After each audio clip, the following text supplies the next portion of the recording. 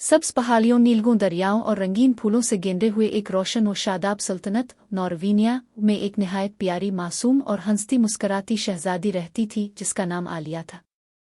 आलिया अपनी खूबसूरती, नरमी और मोहब्बत भरे दिल की वजह से पूरे महल में मशहूर थी, मगर उसकी सबसे कीमती शय एक छोटी सी गुड़िया थी जो उसकी मरहूमा माँ ने आखिरी बार इसे तोहफे में दी थी। वो गुड़िया नर्म सुनहरी बालों, नीली आंखों और जामनी लिबास में मलबूस थी। शहजादी इसे लैला कहकर पुकारते थी। लैला इसके लिए सिर्फ एक खिलौना नहीं थी, बल्कि इसकी माँ की यादों का खजाना थी। हर रात वो इसी गुड़िया को सीने से लगाए सोती, हर दुख सिख इसी को सुनाती और हर मुस्कुराहट इसी के साथ बांटती। एक दिन महल में रंगा रंग मेले का इनेकाद हुआ।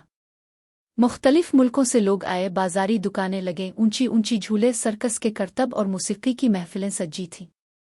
शहजादी आलिया अपनी दादी के साथ मेला देख रही थी और हाथ में अपनी कीमती गुड़िया लैला थामे वो खुशी से उछलती कूदती फेर रही थी।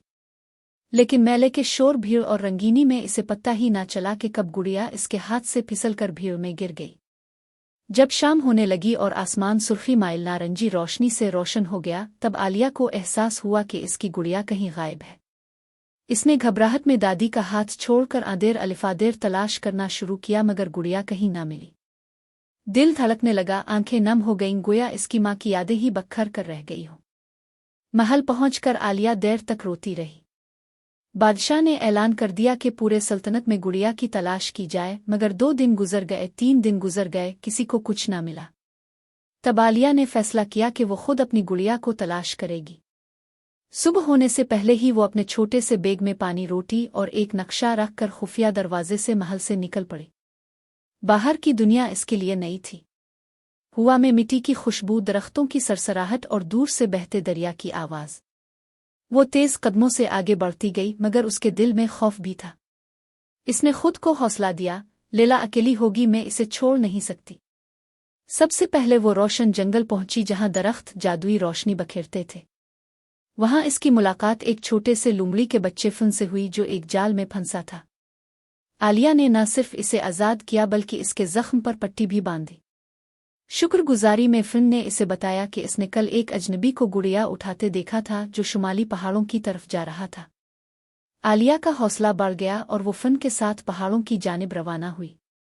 रास्ते में उन्हें ऊंचे दरख्तों, पथरीले रास्तों और गरजते हुए दरिया का सामना करना पड़ा।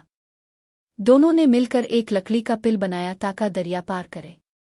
कुछ फासले पर एक टूटा हुआ पंछियों का घोंसला जमीन पर गिरा हुआ मिला, जिसमें 2 नन्हे चूजे कांप रहे थे। एक बड़ा बाज उनके ऊपर मंडला रहा था। आलिया ने हिम्मत जमा की, एक लंबी लकड़ी उठाई और बाज को डराते हुए चूजों का बचाव किया। माँ चुलिया ने शुक्रिया के तौर पर उन्हें बताया कि पहाड़ के दामन में रहने वाली एक बूढ़ी औरत के हाथ में कोई शहजादी जैसी गुड़िया देखी गई है। आखिर वो दोनों पहाड़ के दामन तक जा पहुंचे जहां धुंध छाई हुई थी और सर्द हुआ दिल को कपकपाने लगती थी।